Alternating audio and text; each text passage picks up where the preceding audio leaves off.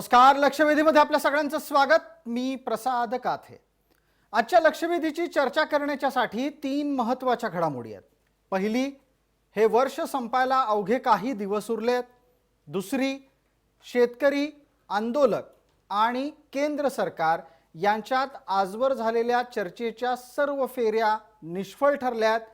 आणि तिसरा आणि महत्त्वाचा मुद्दा म्हणजे नव्या फेरीचं आयोजन करण्यात आलंय. आणि त्यानिमित्तानं आपण असा प्रश्न उपस्थित करतो आहोत की यावर्षी शेतकरी आंदोलन मिटेल का? या प्रकारचा प्रश्न उपस्थित करण्यामागची काही स्पष्ट कारणं आहेत. जवळपास महिन्याभराच्या पासून जास्त काळ हे आंदोलन सुरू आहे. दिल्लीला येणाऱ्या सर्व रस्त्यांवर शेतकऱ्यांनी ठाण मांडलंय. हे रस्ते अडवले आहेत. परिणाम स्वरूप या आंदोलनाची झळ दिल्लीवासियांना हळूहळू जाणवायला लागली आहे. आणि इतकंच नाही तर देशभरात नव्हे तर आंतरराष्ट्रीय स्तरावर या शेतकऱ्यांच्या आंदोलनाची दखल गेल्या 15 दिवसात वारंवार घेतली गेली.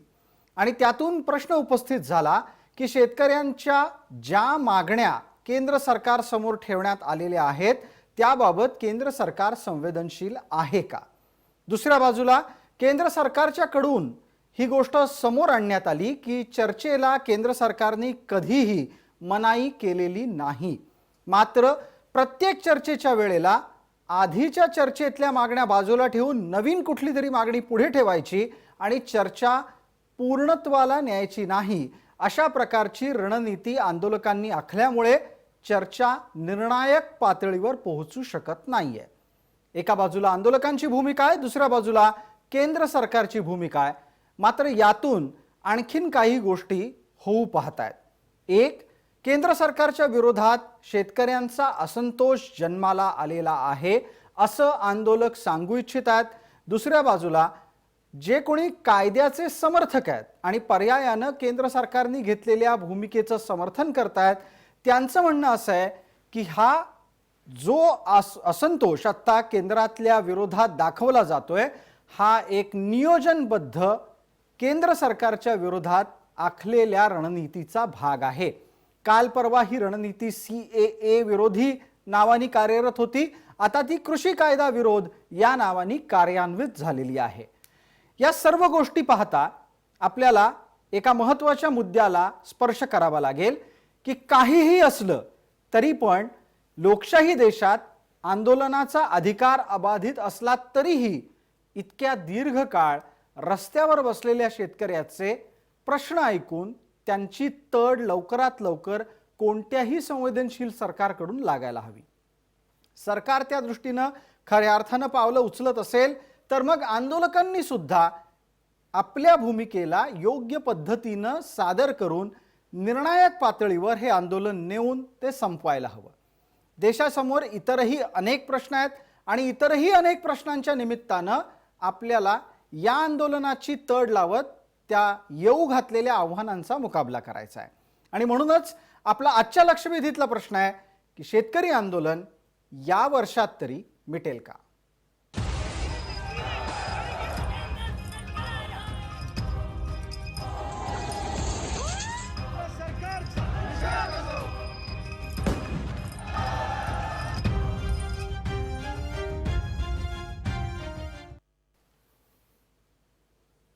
या चर्चेत आपल्याबरोबर मान्यवर कोण आहेत त्यांचा आपल्याला पटकन परिचय करून देतो. आपल्या सोबत डॉक्टर अजित नवले आहेत, अखिल भारतीय किसान सभेचे सरचिटणीस आहेत. ते सिंघू बॉर्डरहून या चर्चेत सहभागी होत आहेत. त्याचबरोबर आपल्या सोबत भारतीय जनता पार्टीचे प्रवक्ता आणि महाराष्ट्राचे माजी कृषी मंत्री डॉक्टर अनिल बोंडे आहेत. आपल्यासोबत डॉक्टर शरद निंबाळकर आहेत जे पंजाबराव देशमुख कृषी विद्यापीठाचे माजी कुलगुरू आहेत. नाना आकरे आहेत आपल्यासोबत, विदर्भ प्रांत अध्यक्ष आहेत ते अखिल भारतीय किसान संघाचे. आणि वायदा बाजाराचे अभ्यासक श्रीकांत कुवळेकर आहेत. सर्व मान्यवरांचं या चर्चेमध्ये स्वागत. चर्चेची सुरुवात अजित नवले यांच्यापासून करूयात. अजितराव, जी चर्चा होऊ घातलेली आहे केंद्रात आणि तुमच्यामध्ये तिथपर्यंत पोहोचण्यापूर्वी एक महत्त्वाची घडामोड आपल्या सगळ्यांच्या समोर आली आहे. ती म्हणजे आजच्या दिवशी जिथे तुमचं आंदोलन चालू आहे त्या परिसरात आणि पंजाब हरियाणाच्या मुख्य भागामध्ये मोबाईलचे टॉवर बंद झालेले आहेत. हा प्रकार तुमच्या लेखी ठरवून घडलाय की हा प्रकार आंदोलकांनी टॉवरच्या पोहोचवलेल्या म्हणजे टॉवरला जी हानी पोहोचवली त्यामुळे घडलाय? संबंध देशभर आंदोलनाचा संदेश जावा आणि शेतकऱ्यांनी अधिकाधिक ताकदीने या आंदोलनात सहभागी व्हावं, हा स्वाभाविक प्रयत्न किसान सभा, किसान संघर्ष समन्वय समितीचा आहे. प्रसार माध्यमांच्या पर्यंत सुद्धा आमचं आंदोलन जावं, आमची भूमिका जावी, हा सुद्धा आमचा स्वाभाविक प्रयत्न आहे. त्यामुळे शेतकऱ्यांनीच काहीतरी टॉवर बंद केलेत अशा प्रकारे कोणताही युक्तिवाद मला असं वाटतं की योग्य होणार नाही. आम्ही ज्या दिवशी शहाजहानपूरच्या बॉर्डरवर पोहोचलो, तुम्हालाही कल्पना आहे की माझा आपल्या सगळ्यांच्या बरोबरचा संपर्क अगदी बॉर्डरवर पोहोचण्याच्या पूर्वी सकाळीपर्यंत होता. पण जसं आम्ही बॉर्डरवर पोहोचलो, आमचा पूर्ण संपर्क तुमच्यापर्यंत त्या दिवशीच तुटलेला होता. 21 तारखेला आम्ही निघालेलो होतो. त्यानंतर जेव्हा आम्ही पोहोचलो ते 24 तारखेला सकाळी, तेव्हाच आमचा संपर्क तुमच्याशी तुटलेला होता. यावरून हे सिद्ध होत आहे की ऑलरेडी आंदोलनाच्या ठिकाणी सरकार आणि सरकारचे जे काही पुरस्कृत कंपन्या आहेत यांनी त्या ठिकाणचे टॉवर्स हे त्यांच्या रेंज कमी केलेले आहेत. केवळ फोन लागतायत, काही ठिकाणी फोन सुद्धा लागत नाही. अजितराव, आता या घडीला तुम्ही आमच्याशी कसे जोडले गेलेले आहात? तुम्ही स्वतः आंदोलन स्थळापासून चर्चेत सहभागी व्हायचं म्हणून थोडं लांब आला आहात का? फारच दूरवरून मी तुमच्याशी जोडलं गेलोय. आपल्याला कल्पना आहे की दुसऱ्या दिवशी सुद्धा मी तुम्हाला जे व्हिडिओज पाठवले त्यावेळेस सुद्धा मी मेन्शन केलं होतं की मी खूप दूरवरून येऊन तुमच्याशी संपर्क साधतोय. त्यामुळे आंदोलन पसरू नये, आंदोलनाचा संपर्क इतर राज्यांशी तुटावा, असा पूर्ण प्रयत्न केंद्र सरकारकडून सुरू आहे. आपण निवेदन करताना मगाशी जे म्हटलं त्याचं सुद्धा क्लिअरिफिकेशन मला करणं गरजेचं आहे. आपण निवेदन करताना असं म्हणालात की प्रत्येक वेळी चर्चेच्या फेऱ्यांमध्ये शेतकरी संघटना काहीतरी नव्या मागण्या करतायत आणि म्हणून चर्चेला खो बसतोय. तर मला आपल्याला नम्रपणाने सांगू द्यात की आम्ही कधीही नव्या मागण्या केलेल्या नाहीत. पहिल्यापासून आमच्या केवळ 3च प्रमुख मागण्या आहेत आणि त्यांचा क्रम सुद्धा पक्का आहे. केंद्रीय काळे कायदे मागे घ्या, 2 नंबर आधार भावाचं संरक्षण कायदेशीर करा आणि 3 नंबर पंजाबच्या शेतकऱ्यांना प्रदूषणाच्या संदर्भामध्ये आणि त्या ठिकाणचं जे काढ जाळण्याच्या संदर्भामध्ये जी अडचण आहे ती दूर करा. हे केवळ 3च प्रश्न आमचे आहेत, कोणत्याही मागण्या आमच्या नाहीत. अगदी अजितराव, जो तपशील मगाशी मी मांडला तो केंद्र सरकारच्या भूमिकेच्या अनुषंगाने होता. जसं मी तुमची पण भूमिका मांडली तशीच मी केंद्र सरकारची भूमिका मांडली, दोन्ही बाजू समोर आणल्या.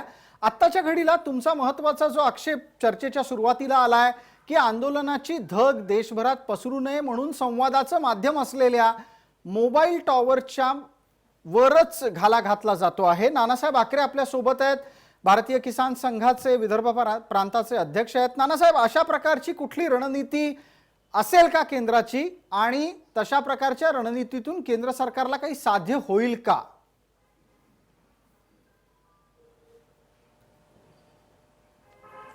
अशा प्रकारची केंद्र सरकारची नीती राहू शकत नाही. जर त्यांची मानसिकता असती तर आज 33 दिवस झाले यापूर्वी ते करू शकले असते. यांना जो काय बळाचा वापर किंवा अन्य कुठल्या युक्त्या ते यापूर्वी करू शकले असते, ती मानसिकता केंद्र सरकारची दिसत नाही. या उलट केंद्र सरकार गेल्या 20 दिवसापासून म्हणते आहे की आम्ही बोलायला तयार आहोत. शेवटची फेरी चर्चेची 9 डिसेंबरला झाली, आज 20 दिवस पूर्ण झाले. सरकार आणि आंदोलक यामध्ये कोणतीही चर्चा झाली नाही. आज 20 दिवसानंतर सुद्धा उद्याचा मुहूर्त उजाडलाय. त्यामुळे मला असं वाटत नाही की सरकारची अशा प्रकारची मानसिकता आहे म्हणून. अगदी अगदी नानासाहेब, आपली भूमिका पोहोचली. या निमित्तानं एक गोष्टीचा खुलासा असा होतो आहे की जिथे आंदोलन सुरू आहे तिथे मोबाईलची रेंज कमी आहे, त्या भागामध्ये संवादाची माध्यमं पुरेशा सक्षमतेनं काम करत नाहीयेत, हा आंदोलकांचा आक्षेप आहे. आणि दुसऱ्या बाजूला सत्ताधारी गटाचं म्हणणं असं आहे की अशा कोणत्याही प्रकारच्या गोष्टी या ठरवून केल्या गेलेल्या नाहीत. चर्चेच्या पुढच्या भागामध्ये आपण जातोय आणि मला त्यानिमित्तानं मग एक परत प्रश्न अजितरावांनाच विचारायचा आहे. अजितराव, मगाशी आपण असं म्हणालात की केंद्र सरकारच्या समोर तुम्ही 1, 2, 3 या क्रमानं ज्या मागण्या ठेवल्यात ना त्या मागण्यांचा क्रम बदललाय ना त्या मागण्यांमध्ये काही बदल केलेला आहे. अशा वेळेला उद्या अर्थात बुधवारी तुम्ही जेव्हा चर्चेला केंद्रासमोर जाल त्यावेळेला एक प्रतिक्रिया तुमच्याचकडून आली होती की मन मोकळं ठेवून केंद्रानं चर्चा करावी. मन मोकळं ठेवून चर्चा करायची म्हणजे काय करायचं आणि केंद्रानं उद्याच्या बैठकीमध्ये पटकन प्रश्न निर्णायक अवस्थेत आलेला आहे तो मार्गी लागावा याच्यासाठी काय करायचं? अजितराव. तीन जे कायदे आहेत त्यांचं जे चारित्र्य आहे ते चारित्र्य प्रो कॉर्पोरेट अशा प्रकारचं आहे आणि संबंध शेती ही कॉर्पोरेट सेक्शनला मोकळी करायची, कॉर्पोरेट्सला शेतीच्या संदर्भामध्ये ज्या अडचणी होत्या त्या दूर करायच्या, हाच या तीन कायद्यांचा मुख्य उद्देश आहे असं शेतकरी संघटनांचे सुरुवातीपासूनच म्हणणं आहे. आणि म्हणून त्या कायद्यांच्या कलमांमध्ये बदल करून जुजबी काहीतरी सुधारणा करणं हे काही ह्या प्रश्नाचं समाधान नाही. संबंध तीनही कायदे हे मागे घेणं हाच हे धोरण बदलण्याच्या किंवा धोरण जे बदलू घातलंय ते परत स्थगित करण्याचा मार्ग आहे. आणि त्यामुळे चर्चा करायची, मोकळ्या मनाने नीतिमत्ता ठेवून चर्चा करायची, म्हणजे कोणत्याही प्रकारचा डावपेच न करता शेतकऱ्यांच्या भावना समजून घेऊन या देशातल्या बोंडे साहेब आपण जोडले गेलेले आहात. दरम्यान इथे आपल्याला जो आता आवाज येतोय तो अजितरावांचा आहे. आपण थोड्याच वेळात बोंडे साहेबांनाही प्रश्न करू. अजितराव, आता तुम्ही बोलता बोलता पटकन म्हणाला की कुठलेही डावपेच न ठेवता शेतकऱ्यांची चर्चा करा. मुळात केंद्र सरकार डावपेच आखत शेतकऱ्यांची चर्चा करतंय असं सुचवायचंय का आपल्याला? डावपेच आखले जातातच. हे शेवटी अखेर आंदोलन हा एक संघर्ष असतो. जसं शेतकऱ्यांच्या संघटना किंवा कोणतेही आंदोलक स्वतःचे डावपेच आखत असतात, तसं हे आंदोलन निरस्त करण्याचे डावपेच सुद्धा स्वाभाविकपणाने कोणतीही पक्षाचं सरकार असतं तरी ते सरकार करत असतं. आणि त्यासाठी आपण बघा, या आंदोलनामध्ये सुरुवातीपासूनच डावपेच हे झालेले आहेत. उदाहरणार्थ आपल्याला मी सांगेल की हे आंदोलन केवळ पंजाबच्या शेतकऱ्यांचं आहे असं सांगणं असेल, हे आंदोलन खलिस्तान्यांचं आहे असं सांगणं असेल, हे आंदोलनामध्ये पाकिस्तान आणि चीनचा हात आहे असं सांगणं असेल, या आंदोलनामध्ये केवळ निवडक शेतकरी संघटनांशीच बोलणं करणं असेल, हे सगळे डावपेच केंद्र सरकारकडून झालेत. आणि आता संपर्क माध्यम तोडणं हा सुद्धा त्याच रणनीतीचा भाग आहे. त्यामुळे हे डावपेच न करता सरळ चर्चा करावी ही आमची. अजितराव, आपण असं सांगता आहात की विविध प्रकारचे आंदोलनाला निष्प्रभ करण्याच्यासाठी डावपेच आखले गेले आणि डावपेच न आखता चर्चा करावीत ही मागणी तुम्ही लावून धरली आहे.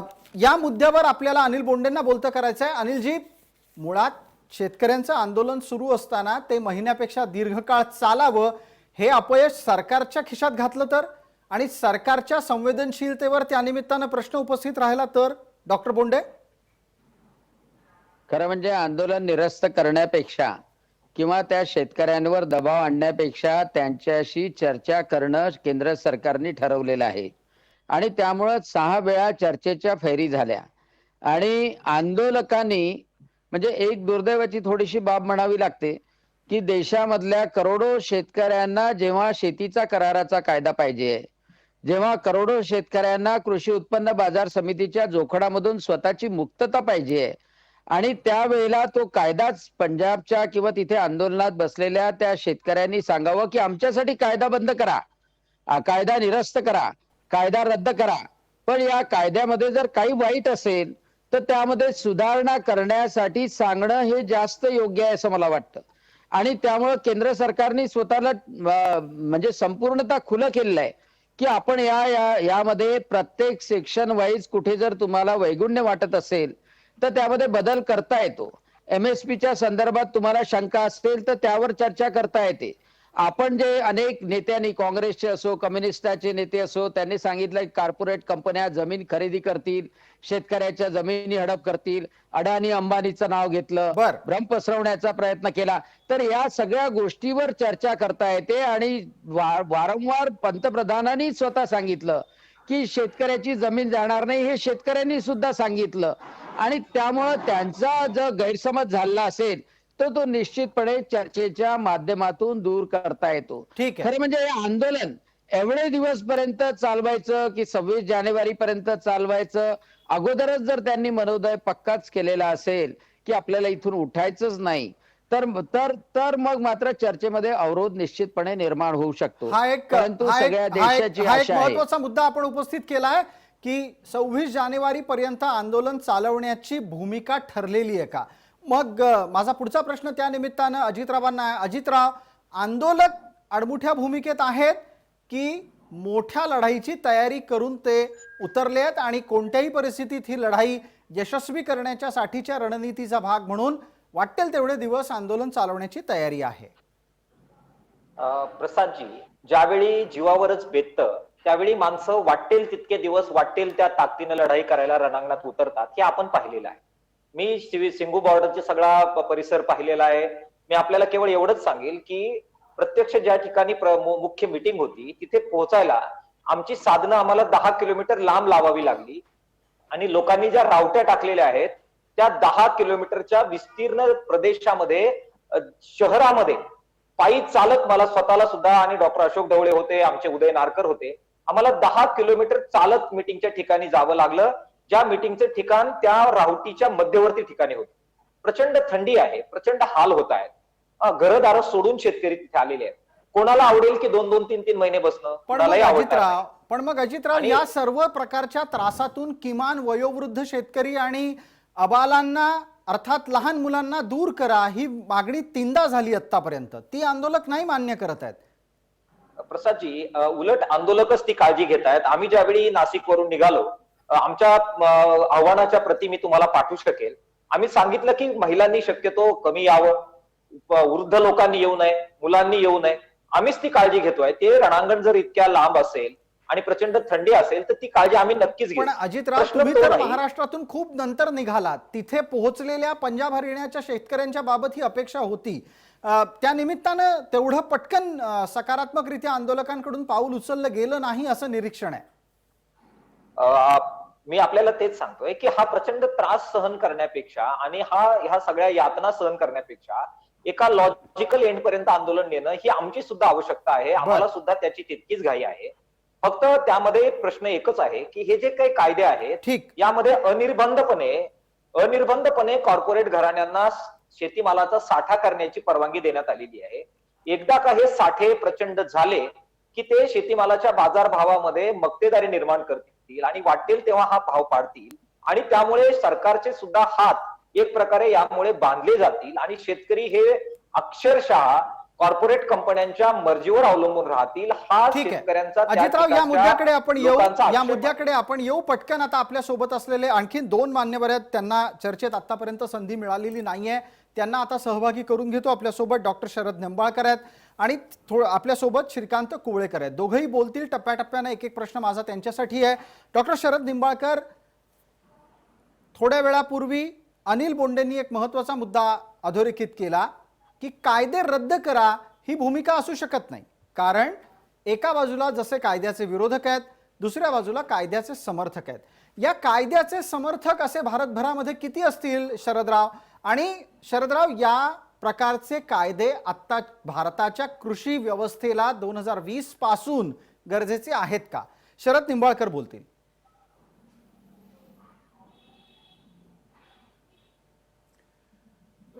हा जो प्रश्न आणि हा जे आंदोलनाचा भाग आहे, हा आंदोलनाचा भाग या कृषी कायद्यात 3 जे आहेत ते शेतकऱ्यांच्या हिताचे आहेत की नाही, हा जो भाग आहे हा शेतकऱ्यांना खऱ्या अर्थाने समजून सांगण्यात आलेला नाही. हा एक भाग. याच्यामध्ये खूप मोठी घाई झालेली आहे. कोविडच्या प्रसंगामध्ये 5 जूनला हे याच्यामध्ये ऑर्डिनन्स काढून आणि 24 सप्टेंबरला राष्ट्रपतींनी या तिन्ही कायद्याला 27ला 1, 24 आणि 27 याला अशी मंजुरी दिली आहे. म्हणजे याच्यामध्ये एवढा मोठा क्रांतिकारी कृषी प्रधान देशामध्ये एवढा मोठा बदल घडवून आणताना वास्तविकपणे खरा याच्यामध्ये शंका येण्याचं कारण असं आहे की एक छोटा कायदा आपण म्हणजे सीड ऍक्ट आहे तो कितीतरी वर्षापासून प्रलंबित आहे. अनेक कायदे आहेत जे ज्याच्यावरती ओपिनियन्स मागण्यात आलेले आहे, परंतु एवढ्या घाईघाईनी 5 जूनला ऑर्डिनन्स निघून तो विथ इफेक्ट फ्रॉम 5 जूनच हे तिन्ही कायदे अंमलात येतील अशा प्रकारचं वक्तव्य आणि त्याच्यामुळे कदाचित या शेतकऱ्यांच्या मनामध्ये आणि त्यावेळेलाच 5 म्हणजे जून महिन्यामध्येच जिओ मार्टची सुद्धा घोषणा करण्यात आली. आता हा योगायोग असू शकतो की नाही हा भाग वेगळा, पण जून मध्येच हे कायदे इम्प्लिमेंट झाले, ऑर्डिनन्स काढून 3ही कायदे, आणि जून मध्ये जिओ मार्टची घोषणा झाली. हा एक भाग. आणि शेतकऱ्यांच्या संदर्भात कसं आहे की अजूनही एवढ्या शेतकरी संघटना आहेत त्याच्यामध्ये डिस्कशन म्हणजे खऱ्या अर्थाने लोकसभा आणि राज्यसभेमध्ये याबद्दल वाद होऊन याच्यामधले वेगवेगळी मतं मांडून त्याचं खंडन आणि निकोप असे कायदे जर केले असते तर मला असं वाटतं की हा प्रसंग घडला नसता. अनिल विशेषतः बोंडेजी, या MSP चा प्रक्रियेच्या संदर्भ जो संदर्भात आहे जे आक्षेप तो समोर एक येत आहेत खरा त्याची चर्चा वारंवार होतीये. शरदरावांनी आता एक मुद्दा मांडला की चर्चा निकोप होऊन कायदा यायला हवा होता. तुमच्या लेखी हा आक्षेप कितपत ग्राह्य मानण्यासारखा आहे आणि तशा प्रकारची प्रक्रिया पाळली गेली की नाही? खरं जर पाहिलं तर 1995-96 लाही असा प्रस्ताव आला होता. काँग्रेसच्या जाहीरनाम्यातही अभ्यासाने तो आला होता. मुख्यमंत्र्यांची समिती बसली. नीती आयोगाने सर्व शेतकऱ्याच्या संघटनांचे मतं मागवले. शरद जोशींचा जो टास्क फोर्स होता त्यांनी सुद्धा हेच रिकमेंड केलं होतं. शरदरावजी निंबाळकर कुलगुरू होते. त्यांनी आता सांगावं की शेतकऱ्याला कृषी उत्पन्न बाजार समितीमध्ये दलालाच्या हातात बांधून ठेवणं योग्य की त्याला विक्रीचं स्वातंत्र्य देणं योग्य. आज संत्रा विकला जातो, कोणी व्यापारी येतो, करार केल्या जात नाही, त्याचं रजिस्ट्रेशन होत नाही, तो माल टाकून जातो, त्याला दंडित करता येत नाही. तर असा करार जर उत्पादनाच्या अगोदर व्यापाऱ्यांनी केला तर ते SDOच्या न्यायालयात कमीत कमी दाद तरी मागता येतं. मग असं शेतकऱ्याला संरक्षण देणं योग्य की शेतकऱ्याला वाऱ्यावर सोडणं योग्य? शरद जोशींनी म्हटलं होतं एसेन्शियल कमोडिटी ऍक्ट मधून काढून टाका सर्व, कारण की आपण एक्सेस मध्ये आहोत, आपण धान्य जास्त पिकवतो. आता कांद्यावरची निर्यात बंदी उठवली. खरं म्हणजे शासनाने या निर्यात बंदी आयात बंदीच्या माध्यमातून शेतकऱ्यावर अतिशय मोठं संकट आणण्याचं काम केलेलं आहे. बरं. आणि म्हणून शरदरावजी निंबाळकर हे सातत्यानं खुल्या अर्थव्यवस्थेचे समर्थक आहे. आता त्यांनी सांगावं, त्यांनी कायद्याचा अभ्यास केलेला आहे, खरोखर शेतकऱ्याला याच्यामध्ये नुकसान होणार आहे का हे जर त्यांनी निष्पक्षपणे कोणत्याही शरदराव निष्पक्षपणे भूमिका मांडा असं आव्हान आपल्याला अनिल बोंडेजी देत आहेत. शरदराव, मी कुठल्याही पक्षाचा नाही आणि त्या संदर्भात मी ह्या आंदोलनाची पार्श्वभूमी काय आहे ते टास्क फोर्स झाला असेल अनेक प्रकारच्या संघटनाशी, परंतु या ठिकाणी एकदम या जून मध्ये विधेयक येऊन ते सप्टेंबर मध्ये मान्यता, ही जी घाई आहे याच्यामध्ये मात्र खऱ्या अर्थानं आजच्या काळामध्ये काय काय हे वाईट आहे discussion शरदराव? झालं नाही. विधेयकामध्ये शेतकऱ्याचं भलं होणार आहे की नाही संभ्रम झालेला आहे. एवढे तुम्ही तज्ञ म्हणून सांगावं एवढं माझं म्हणणं आहे. कारण तुमचे भाषण ऐकलेले आहेत.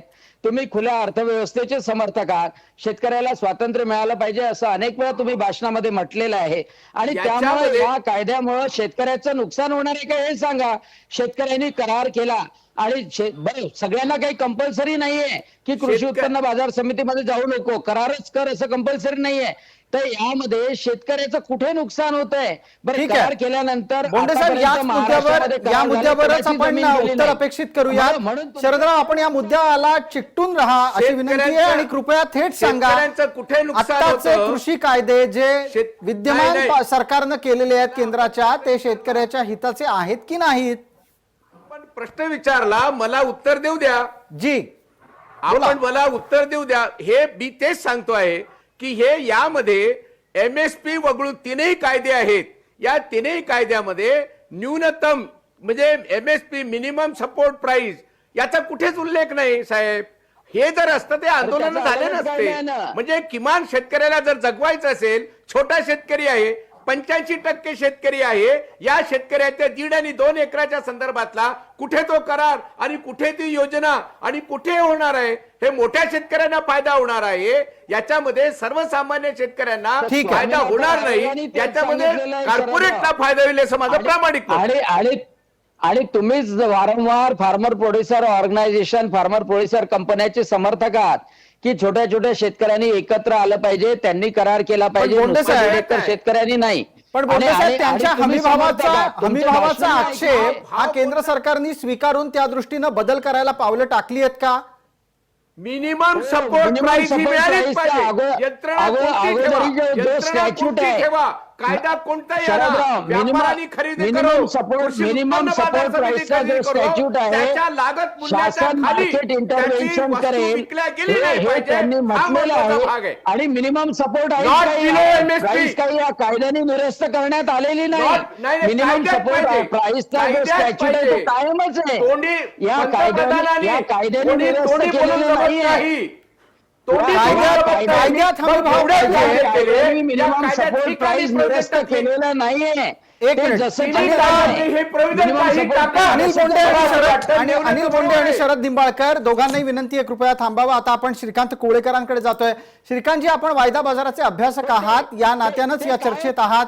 मला आपल्याला थेट विचारावं असं वाटतं की हमी भाव कायद्यातच आणा, हा आग्रह काय तो आग्रह टिकून राहणार आहे का? त्या आग्रहाचा देशाच्या अर्थव्यवस्थेवर अनुकूल प्रतिकूल परिणाम होणार आहे का? हा, तुम्ही चांगला प्रश्न विचारलायत की हे संपूर्ण आंदोलन त्यानिमित्ताने जे गेलंय 1 वर्ष जे काय ढवळून काढलंय वातावरण, आपल्याकडे एक ना फार वाईट सवयी लागलेल्या आहेत की प्रत्येक गोष्ट तो राजकारणाशी जोडायचा. तुमचा जो प्रश्न होता की त्याचा अर्थकारण किंवा अर्थव्यवस्था, तर मला कळत नाही की शेतकऱ्यांचे जे प्रश्न आहेत ना, हे जेव्हा अर्थव्यवस्थेशी निगडीत करून त्याच्यावर जेव्हा आपण बघायला लागलो ना, तेव्हा आपल्याला संपूर्णपणे वेगळ्या प्रकारचं चित्र स्पष्ट होईल. आज आपण हे कृषी कायदे जे म्हणतोय ते चांगले आहेत का वाईट यात मला जायचं नाही, किंवा एपीएमसी कायदा जो चांगला होता का वाईट, कायदा कुठलाच वाईट नसतो, तो अंमलबजावणी कशी केली जाते त्याच्यावर अवलंबून असतो. आणि आज नवीन कायदे जे केले ते कुठले तरी मुक्त अर्थव्यवस्थेकडे जाण्यासाठी टाकलेलं पाऊल आहे असं आपण म्हणतो. तर मुक्त अर्थव्यवस्थेकडे जायचं म्हणजे मुक्त व्यापार किंवा शेतमाल व्यापार हा संपूर्णपणे मुक्त करणं, याच्याकडे आपल्याला जायचं आहे.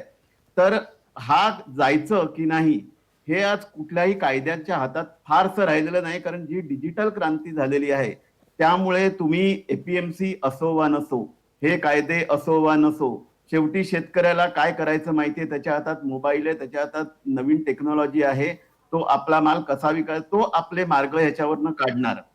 तेव्हा आपण हे कायदे कसे चांगले वाईट ह्याच्यामध्ये पडायचं. श्रीकांतजी, शेतकरी आपला मार्ग काढेल हा एक आशावाद झाला. मुद्दा आपला हमी भावाच्या संदर्भातला होता. सरकारच्या कडे चर्चेला जाणारे आंदोलक हमी भावाच्या मुद्द्यावर टिकून आहेत आणि हमी भाव हा कायद्यात आणा असं आता शरदरावांनी पुन्हा एकदा ठासून सांगितलंय. अजितराव नवलेंनी पण आपल्या 1, 2, 3 अशा क्रमवार मागण्यांमध्येही तो मुद्दा अधोरेखित केला. हमी भाव कायद्यात आणणं हे कितपत शक्य आहे? कायद्यात आणणं शक्य आहे. समजा आणलं, उद्या कायद्यात आणलं, पण हमीभाव कायद्यात आणल्यामुळे तुम्ही व्यापाऱ्यांवर त्या हमीभावानी घेण्यासाठी सक्ती तर नक्कीच करू शकत नाही. तर उद्या जर व्यापारी जर घ्यायलाच गेला नाही, आम्हाला ह्या हमी भावात परवडत नाही, कारण जरी जगात ज्याची किंमत 5,000 आहे ती किंमत तो माल आम्ही इथे 7,000 घेऊन काय व्यापारी काय नुकसान करून नाही घेणार स्वतःचं. म्हणजे तुम्ही कायद्यात आणलात आणि व्यापाऱ्यांनी घेतलं नाही तर मग शेतकरी काय करणार, कुठे जाणार, रडायला लागेल तो. मग अजितरावांकडून पटकन याचं उत्तर घेऊयात. अजितराव, व्यवहार्य मागणी आहे का हमी भावाला कायद्याचं कोंदण देणं? जसं उसाला एफआरपी देणं कायद्यात बंधन असणं हे व्यवहार्य आहे, अगदी तसंच गव्हाला एफआरपी देणं व्यवहार्य आहे. ठीक आहे. त्यावेळी व्यापारी अशा प्रकारे भाव घेणार नाहीत, भाव पडतील त्यावेळी व्यापारी ज्यावेळी नाकारतील, अर्थातच सरकारने इंटरव्हेन्शन करावं आणि आयात निर्यातीचं धोरण हे अशा प्रकारे करावं किंवा भावांतर योजना आणावी, जेणेकरून किमान भाव मॅक्झिमम मागत नाही परंतु किमान उत्पादन खर्च निघेल आणि 2 पैसे जगण्यासाठी किमान शेतकऱ्याला मिळतील, इतकं किमान संरक्षण कायद्यानं द्यावं. यावर एकदा अनिल बोंडेंना विचारूयात. अनिल बोंडे, अनिल बोंडेजी आपण उत्तर द्या. त्यांच्याकडे अजितरावांच्याकडचं उत्तर आपण ऐकलं असेल. अजितराव म्हणतायत की त्यांच्या लेखी हमी भाव कायद्यात आणला जाऊ शकतो. व्यापाऱ्यांनी जरी शेतमालाची खरेदी केली नाही तरी किमान उत्पन्नापेक्षा अधिकचं उत्पन्न, थोडंसं अधिकचं उत्पन्न देऊन शेतकरी जगवला जाऊ शकतो.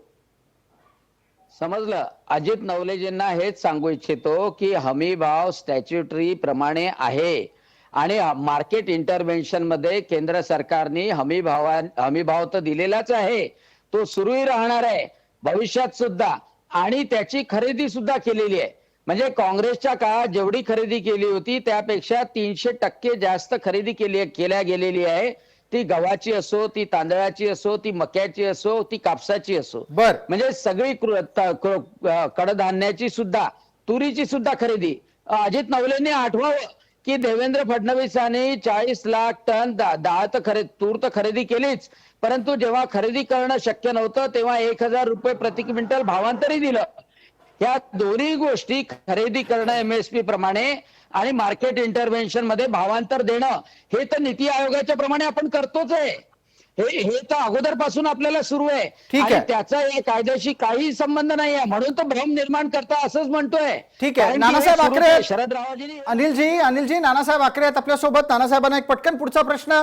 नानासाहेब, एका बाजूला हमी भावाची चर्चा आहे, दुसऱ्या बाजूला कृषी कायदे सरसकट रद्द करा इतकी ठाम मागणी आहे आणि तिसरा टप्पा हा प्रदूषण मुक्त वातावरणाचा आहे.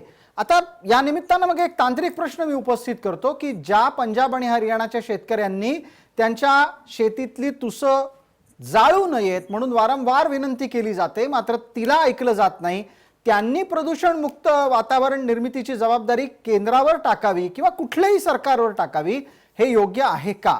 या प्रकारची गोष्ट ही आंदोलनातल्या चर्चेचा भाग असावा का जनजागृतीचा भाग असावा? नानासाहेब.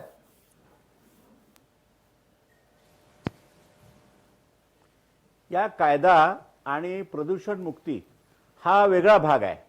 खरं म्हणजे जे काय पराठी आपण जाळतो किंवा शेतातली जे काय टाकाऊ वस्तू आपण जाळतो हे केव्हाच कास्तकारांनी बंद केलेलं आहे. ना इलाज असतो, काही कास्तकार जाळतात, त्याच्यावर कायदेशीर कार्यवाही होते. त्याला जे काय त्या ठिकाणचं बाहेर निघते मटेरियल त्याचं खत कसं करावं हे प्रक्रिया सांगणं गरजेचं आहे. ते जाळणं काही उपयोगाचं नाही आहे, जाळल्यामुळे प्रदूषणच होणार आहे. मग नानासाहेब अशा प्रकारे शेतकरी आंदोलनात त्या मागणीचा अंतर्भाव ठेवावा की जनजागृती मोहिमेत त्याला सहभागी करावं, हाही एक मुद्दा आहे. जनजागृती मोहिमेत सहभागी केलं तर चालेल. आपण जी चर्चा चालू आहे किंवा विशेष आंदोलन चालू आहे हे कायद्याच्या बद्दल चालू आहे. हे सगळे कायदे शेतकऱ्यांच्या उपयोगाचे आहे, कामाचे आहे, परंतु काही दुरुस्त्या होणं अत्यंत आवश्यक आहे. त्या दुरुस्त्या भारतीय किसान संघाने जून महिन्याच्या शेवटच्या आठवड्यात भारत सरकारला दिलेल्या आहे निवेदनाद्वारे आणि आम्ही 20,000 गावांमध्ये त्याचे ग्रामसमितीचे ठराव करून जुलै आणि ऑगस्टमध्ये असं 45 दिवसाचं ईमेलचं आंदोलन चालवलं. कोरोनाचा प्रभाव भरपूर होता जो आजही आहे. त्या ठिकाणी कास्तकारांना तिथे संकटात न टाकता आम्ही गावोगावी त्या प्रकारे ईमेल केले. आमच्या विदर्भ प्रांतातून 40 तालुक्यातून 1500 ईमेल गेले. ठीक आहे. देशभरातले 20,000 गेले. 4 दुरुस्त्या आम्ही भारत सरकारला सांगितल्या. त्या दुरुस्त्यांसह हा कायदा मान्य झाला पाहिजे असं सगळ्या शेतकऱ्यांना वाटते. भारतीय किसान संघाचे तेच मत आहे. हे सगळे कायदे कास्तकारांच्या फायद्याचे आहे. समजा फायद्याचे झाले नाहीत तर वर्षभराने पुन्हा आंदोलनाचा मार्ग मोकळा आहे ना. अगदी आम्ही करू शकतो. नानासाहेब या निमित्तानं एक गोष्ट आपण नाहीये. अधोरेखित केली आणि आणि पटकन ह्या- अजितराव नवलेंना त्या निमित्तानं बोलतं करतोय. अजितराव, कास्तकारांना संकटात न टाकता इतरही मार्ग आंदोलनाचे आहेत ही भूमिका मान्य करून या वर्षाच्या शेवटच्या आठवड्यामध्ये आंदोलनासंदर्भात काही निर्णायक भूमिका घ्यावीशी वाटतेय का आंदोलन पुढच्या वर्षात पण चालू ठेवायचं आहे? कोण मी बोलायचंय? अगदी अजितराव आपण बोलायचंय. आंदोलन अगदी आत्ताही या क्षणाला सुद्धा जर संपवायला यशस्वीरित्या संपवायला जर संधी असेल तर आम्ही ती नक्कीच घेऊ. उद्याच्या चर्चेकडे आम्ही अत्यंत सकारात्मकरित्याच पाहतो आहोत. सरकारने उद्याची शेतकऱ्यांच्या संधी आहे, भावनांचा उद्या आदर संधी आहे करावा तुम्हाला. आणि अनिल भाऊ जे डॉक्टर अनिल बोंडे जी आता जे म्हणाले की आम्ही आधारभाव देतच आलेलो आहे, तर मग तुम्ही देतच आलेला आहे याचा अर्थ देणं शक्य आहे तर त्याचा कायदा करून टाका. इतकं साधा आम्ही मागतो आहे की त्यांनी उद्या द्यावं, संपून टाकावा. अगदी प्रसादजी, एक आज बातमी आली आहे. हा. मला वाटतं या सगळ्या चर्चेचं त्याच्यावर सगळं सार आलेलं आहे. अगदी की बोला तेलंगणा कुळेकरजी, सरकार- कोणती बातमी आहे श्रीकांतजी ती? आज तेलंगणा सरकारची बातमी आलेली आहे, म्हणजे कालची बातमी आहे ती, की तेलंगणा सर्वात जास्त MSP ची खरेदी, हमीभाव खरेदी तेलंगणा करत होतं. बर. आज तेलंगणाच्या मुख्यमंत्र्यांनी काय स्टेटमेंट दिलंय की यापुढे हमीभाव खरेदी आम्ही करणार नाही. अतिरिक्त खरेदीमुळे 7,500 कोटींचा तोटा त्यांना फक्त गेल्या 6 महिन्यात झालाय आणि त्याच्यामध्ये त्यांनी मक्याची खरेदी केली होती 3 महिन्यापूर्वी. अगदी यातला एकंदरीत एक आणखीन तर्क आहे श्रीकांतजी जो कायदेशीररित्या म्हणजे आकडेवारीच्या समोरच मांडता येऊ शकतो. 17 लाख कोटीचं आपलं देशाचं बजेट आहे. जर समजा हमीभाव हे प्रत्यक्षात कायद्याने आणायचा म्हटला आणि हमीभावाची यादी निश्चितच आज मोजक्या शेतमाल उत्पादनांपुरती आहे, ती उद्या टप्प्याटप्प्याने वाढवत न्यायचा सुद्धा आंदोलनाचा भाग आहे. अशा वेळेला जर हमीभाव प्रत्यक्षात आला तर 17 लाख कोटींपैकी 15 लाख कोटी हमीभावाच्या खरेदीवर खर्च होतील. मग देश चालवायला बाकीचे पैसे येणार कुठून, हाही एक तर्क मांडला जातोय श्रीकांतजी.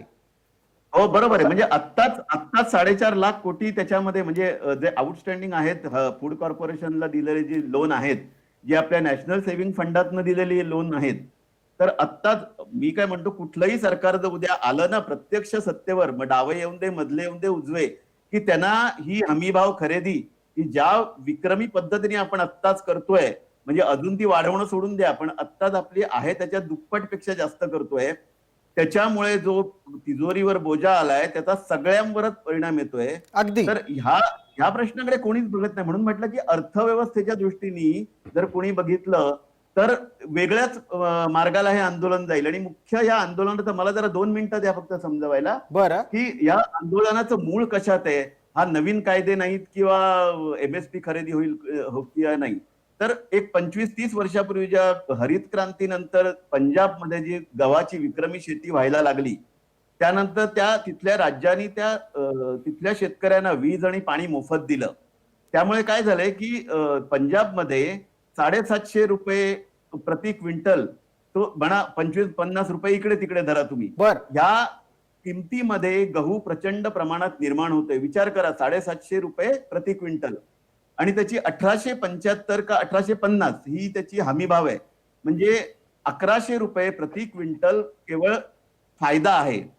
आता हे फक्त पंजाबमध्ये, इतर राज्यांमध्ये तो 1100 ते 2000. महाराष्ट्रात गव्हाची उत्पन्न खर्च, गव्हाची जी कॉस्ट ऑफ प्रोडक्शन आहे ती 2000च्या आसपास आहे. इतर राज्यात सुद्धा 1400, 1200, 1800 अशी आहे. खरंय. पंजाबमध्ये 750 आहे. आता विचार करा, एका क्विंटल मागे जर हमीभाव खरेदीने 1100 रुपये जर पंजाबच्या शेतकऱ्यांना मिळत असतील, तर त्यांना तो गेल्या काही वर्षात उत्पन्नाचा सर्वात इझी मार्ग झालेला आहे. आणि त्यांचं संपूर्ण आडाखे गव्हातनं येणाऱ्या आणि त्यानंतर तांदूळातनं येणाऱ्या उत्पन्नातनं निर्माण झालेत. जसं आपल्याकडे साखरेचं झालेलं आहे.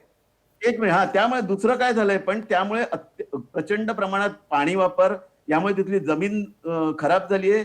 त्याच्यानंतर त्यामुळे आणखी पेस्टिसाइड वापरल्यामुळे जो गहू निर्माण होतोय तो अत्यंत निकृष्ट दर्जाचा गहू आहे, जो हमी भावामधनं आपल्या रेशनिंगच्या साठी देशभर वापरला जातो. प्रत्यक्ष पंजाब मधली माणसं गहू घेतात, तो गुजरात किंवा राजस्थान मधला चांगल्या दर्जाचा गहू आणतात आणि ते खातात लोक. म्हणजे आपण ह्या मुद्द्यांकडे लक्षच देत नाही की आपण हेल्थ काय आहे, हेल्थ ऍस्पेक्ट त्याचा बघत अगदी. नाही. हा तसा पाहायला गेला तर एक अत्यंत विस्तृत विषय होऊ शकतो. मात्र जो आर्थिक विषय तुम्ही थोड्या वेळापूर्वी मांडलात त्याला अजितरावांना उत्तर द्यायचं असं दिसतंय. अजितराव, सेकंद द्या मला, 30 सेकंद. एक त्याच्यावर उत्तर आहे की हा जो गहू एवढा प्रचंड प्रमाणावर निर्माण होतोय, तर त्या शेतकऱ्यांना तुम्ही आंदोलन करताय त्याच्यातनं निर्माण झाले, तर त्यांना ती इन्सेक्युरिटी जाण्यासाठी त्यांना तेल बिया म्हणजे मोहरी, म्हणजे आपण बघा वाचतो सरसोदा दास आणि मकई, हे आज पंजाब साठी आपण वापरलं जातं, पण प्रत्यक्ष पंजाबमध्ये मोहरी आणि मक्याचं उत्पादन गेल्या काही वर्षात बंद पडलंय. आज जर मोहरीचं उत्पादन तिथे देण्यासाठी आपण जर पैसे त्यांना वाटले म्हणजे सबसिडीतनं, तर आपली तेल बियांमध्ये उत्पादन वाढलं, तर आपली जी खाद्यतेलाची आयात निर्भरता 70% आहे, ती आपण जरी 40% आणणं शक्य आहे. पण त्याच्यासाठी या पंजाब मधल्या आणि हरियाणातल्या शेतकऱ्यांना सांगा तुम्ही मोहरी पिकवा रबीमध्ये. ठीक आहे. हा जो कृषी मालातल्या उत्पादनातला फरक आणि वैविध्याची गरज आहे त्याच्यावर वेगळी चर्चा करू. आत्ताच्या घडीला आर्थिक विषयक जो मुद्दा तुम्ही मांडलात त्यावर पटकन एकदा अजितरावांचं उत्तर घेऊयात. अजितराव, देशाच्या बजेटचा एक प्रचंड मोठा हिस्सा जवळपास 90% पुढे जाईल, तो जर हमीभाव खरेदी निमित्तानं खर्च झाला तर आपलं बजेट कोलमडणार नाही का? मी आपल्या अर्थविषयक विश्लेषण करणाऱ्यांना खूप त्यांचं अभिनंदन करतो. त्यांनी सांगितलं की ह्या देशामध्ये शेतकऱ्याला आधारभाव किंवा उत्पादन खर्च निघून थोडस जगण्यासाठी सुद्धा पैसे देण्या इतका हमीभाव देणं शक्य नाही, हे त्यांनी आता चर्चेमधून सांगितलं. बहुसंख्य शेतकऱ्यांना आधारभावा इतकं सुद्धा संरक्षण आपल्याला देता येत नसेल, तर मला असं वाटतं की याच्यापेक्षा लाजीरवाणी आणि मान खाली घालायला लावणारी दुसरी कोणतीही गोष्ट नाही. आपण प्रगतीच्या कितीही मोठाल्या शपथा घेतल्या आणि आपण सुपर इंडियाच्या कितीही गोडवे गायले, तरी आपली अर्थव्यवस्था शेतकऱ्यांना आधारभावाचं सुद्धा संरक्षण द्यायच्या लायकीची नाही, ती आपण ठेवलेली नाही. हा 1 नंबरचा मुद्दा आपल्या चर्चेत क्लिअर झाला. दुसरा, 15 लाख कोटी रुपयाचं ज्यावेळी आपण अन्नधान्य खरेदी करू त्यावेळेस त्याची विक्री सुद्धा होईल. त्यामुळे 17 लाख कोटी रुपयाची आपली अर्थव्यवस्था, त्यातल्या 15 लाख कोटी रुपयाचं जरी आपण अन्नधान्य खरेदी केलं तरी ते धान्य विक्री पण आपल्याला करायची, त्यातून जो पैसा येईल केवळ तेवढाच भाग हा प्रत्यक्ष खर्च हा सरकारचा होईल. मुद्दा नंबर 3, शेतकऱ्यांना उद्देश अजितराव अजितराव पण ते हमीभावाने घेतलेलं धान्य बाजारात नाही विकलं जाणार आहे. बाजारात कोण नाही, विकत नाही, असं घेणार? नाही. तुमचं हमीभावात खरेदी केलेलं प्रसादजी, मला बोलू द्या. बाजारात कोण विकत घेणार? प्रसादजी, माझा तिसरा मुद्दा. अगदी मी नाही. तोच मुद्दा मांडला श्रीकांतजी की हमीभावानं 15 लाख कोटी खर्च करून विकत घेतलेलं धान्य सरकार बाजारात विकणार नाही, त्यामुळे 15 लाख कोटीतून प्रसादजी. 25 लाख कोटींचं उत्पन्न मिळणार नाहीये. नाही प्रसादजी मला बोलू द्या. जी. हे बघा, हे क्लिअरली मी आपल्याला सांगतो की सगळ्याच्या सगळं धान्य काही रेशनवर विकलं जाणार नाही. सरकार ते इतर कामासाठी वापरू शकतं, विकू शकतं, आवश्यकता आली तर ते निर्यात सुद्धा करू शकतं. त्याचं बंधन काही त्याच्यावर नाहीये. मुद्दा नंबर 3, जो आता आपण सांगितला की पंजाबच्या शेतकऱ्यांनी मग आता गहू सोडून जरा तुरीकडे किंवा त्या मोहरीकडे वळावं. मी फिरून आलो आता सगळ्या पंजाबच्या भागात अनेक ठिकाणी. हे बघा, उपदेश करून काही कोणी आपलं पीक बदलत नसते. ऊस सोडून तुम्ही बाजरी पेरा असं महाराष्ट्राच्या शेतकऱ्यांना सांगून पहा, फिरतील का ते? ते पेरणार नाही. कारण तुम्ही मध्ये बोलू नका. एक मिनिट वेळेची मर्यादा आहे, त्यामुळे श्रीकांतजी कृपया थोडंसं थांबा. अजितराव 30 सेकंदात आपलं उत्तर आटपा. वेळेची मर्यादा आहे, आपल्याला एक ब्रेक घेणं गरजेचं आहे. त्यामुळे पंजाबचं पीक पॅटर्न जर बदलायचं असेल किंवा महाराष्ट्राचा ऊसाचा पीक पॅटर्न बदलायचा असेल तर दुसऱ्या पिकाला 2 पैशाची हमी मिळेल, याच्याशिवाय शेतकरी त्या पिकाकडे वळत नाही. हा आपला अनुभव आहे आणि म्हणून मोहरीला द्या ना हमी भाव. अगदी आम्ही स्वागत करू. तोच मुद्दा त्यामुळे श्रीकांत आभार भावाचं कुवळेकरांनी मांडला. अजितराव माफ करा, मी आपल्याला थांबवतो, एक पटकन छोटी विश्रांती घेतोय. लक्षवेधीच्या पुढच्या भागात लवकरच परत येतोय.